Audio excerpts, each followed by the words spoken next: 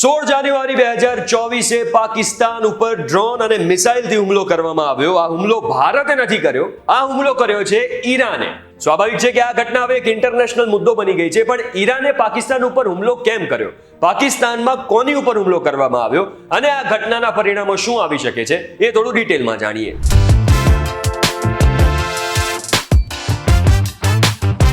તમે આવી ગયા છો VTV Gujarati.com પર. મારું નામ છે હિમ ખત્રી. સૌથી પહેલા તો એ જાણીએ કે ઈરાને પાકિસ્તાનમાં કોની ઉપર હુમલો કર્યો. ઈરાનની સ્ટેટ મીડિયા IRNA તરફથી સમાચાર જાહેર કરવામાં આવ્યા. સ્ટેટ મીડિયા એટલે જેમ આપણે દૂરદર્શન છે એમ ત્યાંની સરકારની મીડિયા છે IRNA, એના તરફથી સમાચાર જાહેર કરવામાં આવ્યા કે ઈરાનની સેનાએ પાકિસ્તાન ઉપર ડાયરેક્ટ હુમલો કર્યો છે. હવે પાકિસ્તાનમાં કોની ઉપર? તો પાકિસ્તાનના બલોચિસ્તાન વિસ્તારમાં એક મિલિટન્ટ ગ્રુપ એક્ટિવ છે, એટલે કે આતંકવાદી સંગઠન એક્ટિવ છે, જેનું નામ છે જૈશ અલ અદલ. એની ઉપર જ આ હુમલો કરવામાં આવ્યો છે. હવે બની શકે કે આની અસર એ આખા મિડલ ઈસ્ટ ઉપર જોવા મળે. ઈરાને ભલે આતંકવાદી સંગઠન જૈશ અલ અદલ પર હુમલો કર્યો હોય, પણ એ જમીન પાકિસ્તાનની હતી, એટલે એવું જ ગણવામાં આવશે કે ઈરાને પાકિસ્તાન પર હુમલો કર્યો અને બની શકે કે આગામી સમયમાં આની જે છે અસરો બહુ મોટી જોવા મળે. બીજો એક સિનારિયો એ છે કે પાકિસ્તાનમાં ઓલરેડી બહુ બધા ટેન્શન ચાલી રહ્યા છે. ત્યાં ઇલેક્શનને લઈને પણ ટેન્શન છે, અન્ય પણ ઘણા બધા ટેન્શન ચાલી રહ્યા છે, એટલે એવું પણ બની શકે કે પાકિસ્તાની સરકાર હાલ આ હુમલા ઉપર ફોકસ ના કરે. બીજો સવાલ એ છે કે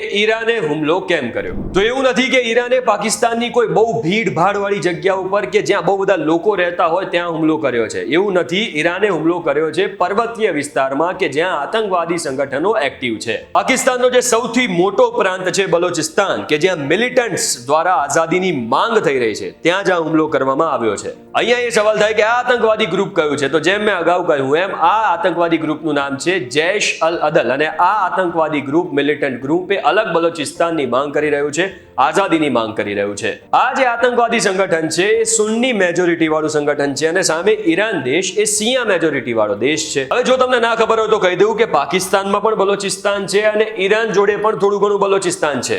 ઈરાનનો જે આ ભાગ છે સિસ્તાન એન્ડ બલોચિસ્તાન, જેની બોર્ડર પાકિસ્તાન સાથે જોડાયેલી છે, અને પાકિસ્તાનમાં પણ બલોચિસ્તાન છે. ઈરાનના આ ભાગમાં એટલે કે સિસ્તાન બલોચિસ્તાનમાં સુન્ની મેજોરિટી છે, અને પાકિસ્તાનમાં જે બલોચિસ્તાન છે ત્યાંથી વારે વારે એવો આરોપ લાગતો હોય છે કે એટલા વિસ્તારમાં જેટલા સુન્ની મુસલમાન છે એમની જોડે સારો વ્યવહાર નથી કરવામાં આવતો, ને એટલે જ વારે વારે આ બાજુથી જે આતંકવાદી સંગઠન છે એ ઈરાન ઉપર હુમલા પણ કરતું હોય છે. આને લઈને ઈરાનની સરકારે પાકિસ્તાનને વારંવાર વોર્નિંગ પણ આપી છે કે ભાઈ જે તમારા દેશમાં આતંકવાદી સંગઠનો એક્ટિવ છે એમને હટાવો, પણ પાકિસ્તાન તરફથી કોઈ કાર્યવાહી નથી કરવામાં આવતી. આપણે ભારતે પણ પાકિસ્તાનને ઘણીવાર વોર્નિંગ આપી છે કે જેટલા પણ તમારા દેશમાં આતંકવાદી સંગઠનો કાર્યરત છે એમને જલ્દીથી જલ્દી હટાવવા જોઈએ. ત્રીજો મેઇન સવાલ કે આ હુમલાની અસર શું થઈ શકે? જૈશ અલ અદલની શરૂઆત 2012માં થઈ હતી, અને આ જે ગ્રુપ છે એ અલ કાયદામાંથી છૂટું પડેલું ગ્રુપ છે, જેની શરૂઆત જેમ મેં કહ્યું એમ 2012માં થઈ હતી, અને આની ઉપર આરોપ છે વારંવાર ઈરાન ઉપર હુમલો કરવાનો.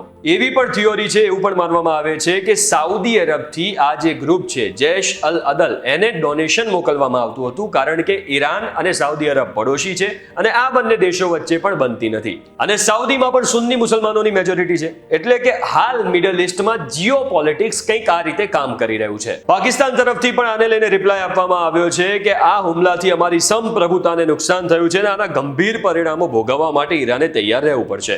ઇઝરાયલ અને ગાઝાની વચ્ચે ઓલરેડી યુદ્ધ ચાલી રહ્યું છે. ગાઝા પટ્ટીમાં 24,000 લોકોના મોત પણ થઈ ચૂક્યા છે, અને હવે ઈરાને પહેલા ઈરાક, સિરિયા અને હવે પાકિસ્તાન પર હુમલો કર્યો છે. હવે સ્વાભાવિક છે આટલી બધી ઘટનાઓ જો મિડલ ઈસ્ટમાં થતી હોય એટલે આનાથી મિડલ ઈસ્ટમાં ટેન્શન ચોક્કસથી વધી જવાનું છે, જેની પોલિટિકલ, ઇકોનોમિકલ અને હ્યુમેનિટેરિયન એટલે કે માનવીય અસરો પણ થઈ શકે છે. તો આશા રાખું છું કે મિડલ ઈસ્ટનું જે આ જીઓ પોલિટિક્સ છે એમાં થોડી ઘણી તો તમને ખબર પડી જ ગઈ હશે, અને કેમ ઈરાને પાકિસ્તાનમાં જે આતંકવાદી સંગઠન છે એની ઉપર હુમલો કર્યો એના વિશે પણ તમને ખબર પડી ગઈ હશે.